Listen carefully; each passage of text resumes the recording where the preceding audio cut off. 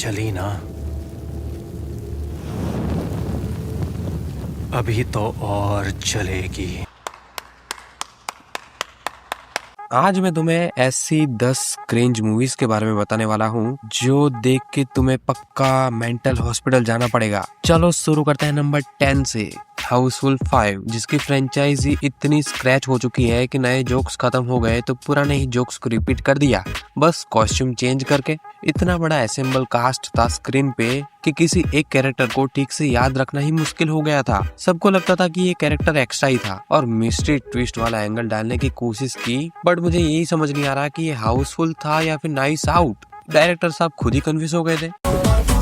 याद आया, मुझे याद आया, मेरी बीवी तेरी गर्लफ्रेंड है और मेरी बीवी तेरी गर्लफ्रेंड है और मेरी बीवी सबकी। देन नंबर 9, बड़े मियाँ छोटे मियाँ। 1998 वाली फिल्म का सिर्फ नाम उठाया और कंटेंट पूरा नया, मतलब नॉस्टैल्जिया बेच रहे थे और प्रोडक्ट कुछ और दे रहे थे। अक्षय और टाइगर के कॉम्बो पे इतना भरोसा था कि स्टोरी लिखना ही भूल गए, जैसे सिर्फ पोस्टर देख के ही ऑडियंस आ जाएगी। और वीएफएक्स इतना ओवर द टॉप था कि लग रहा था कि किसी कार्टून चैनल पे एक्शन सीक्वेंस चल रहा हो।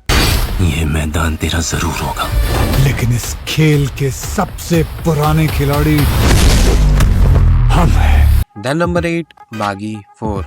एनिमल की रॉ वायलेंस और non linear story telling copy करने की पूरी कोशिश की, लेकिन वही रॉनेस बिल्कुल फील ही नहीं हुई, सिर्फ ब्लड ज्यादा दिख रहा था। मुझे समझ नहीं आ रहा कि आखिर एक मूवी हिट होने के बाद दूसरे लोग क्यों उस मूवी को कॉपी करने को रेडी हो जाते हैं, मतलब तुरंत ही। सच बताओ तो मुझे बस ये मूवी एक एनिमल की जेरोक्स कॉपी लगी है, वो भी थोड़ी सी blurry. Then number 7, Emergency. Kangana ने खुद डायरेक्ट की और खुद लीड रोल भी एक्ट किया, मतलब क्वालिटी चेक करने वाला कोई था ही नहीं, खुद ही अपना होमवर्क चेक कर रही थी वो। इतना सेंसिटिव हिस्टोरिकल टॉपिक उठाया बट ट्रीटमेंट इतनी वन साइडेड हो गई कि डॉक्यूमेंट्री जैसे सीरियसनेस भी नहीं आई, और कंट्रोवर्सी ने जितना फ्री प्रमोशन दिया मूवी उतना डिलीवरी नहीं कर पाई। वाजपेयी जी, मैं एक राजनेता से मोल भाव करने आई थी, मगर सामने सिर्फ एक सच्चा देशभक्त दिखा। उसके बाद अब एक ऐसी मूवी है जिसमें कॉप यूनिवर्स और माइथोलॉजी दोनों को जोड़ने की कोशिश की गई। Number 6, Singham again. इतने सारे कैरेक्टर्स और कैमियो एक ही मूवी में ठोक दिए गए कि डायरेक्टर खुद कंफ्यूज हो गया कि किसकी स्टोरी दिखा रहे हैं। माइथोलॉजी एंगल को कॉप यूनिवर्स के साथ जोड़ने की कोशिश की, लेकिन रिजल्ट ये हुआ कि दोनों वीक हो गए। न माइथोलॉजी सीरियस लगी, न कॉप ड्रामा। मैं सिंघम नहीं, मैं लेडी सिंघम है रे।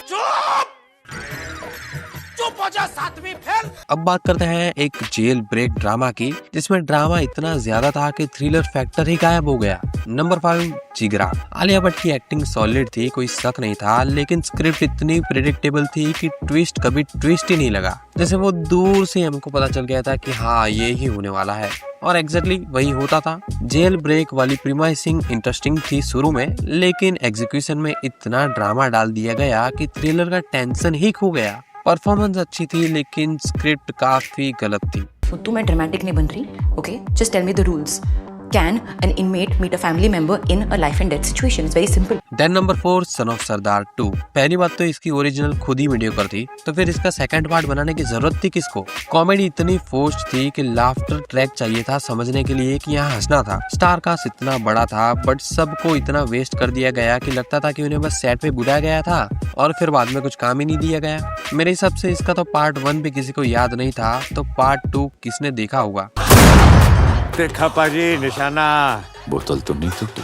बोतल के ढक्कन पे मक्खी बैठी थी, रगड़ के रख दिया चट ने। Then number 3, War 2।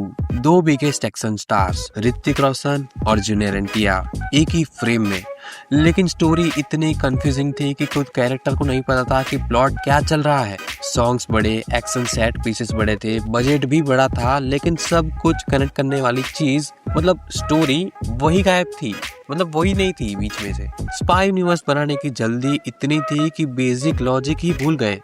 Death before dishonor, service before self. India first, India first.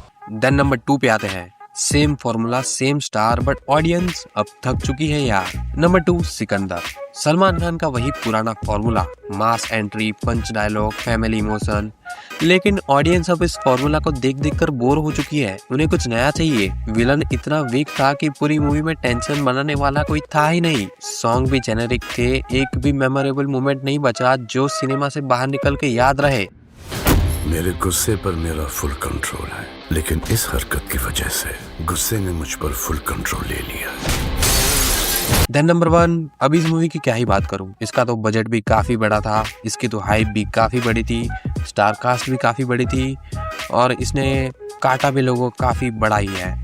Number 1 Adipurush. पूरी दुनिया की जानी मानी स्टोरी रामायण, जिसमें भाई और मैम जैसे डायलॉग दे दिए गए। किसी ने भी स्क्रिप्ट एक बार भी पढ़कर चेक नहीं की थी क्या?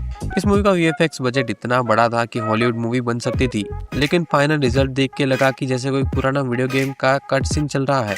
और भाई रावण का लुक वो लंका का राजा नहीं, कोई रॉक स्टार अपना एल्बम प्रमोट करने आया हो ना, वैसा लग रहा था। आपको कौन सी मूवी सबसे ज्यादा क्रिंज लगती है कमेंट में जरूर बताना, और ऐसी और वीडियो देखने के लिए चैनल को भी सब्सक्राइब कर देना। मैं चला अगली वीडियो बनाने, तब तक के लिए बाय।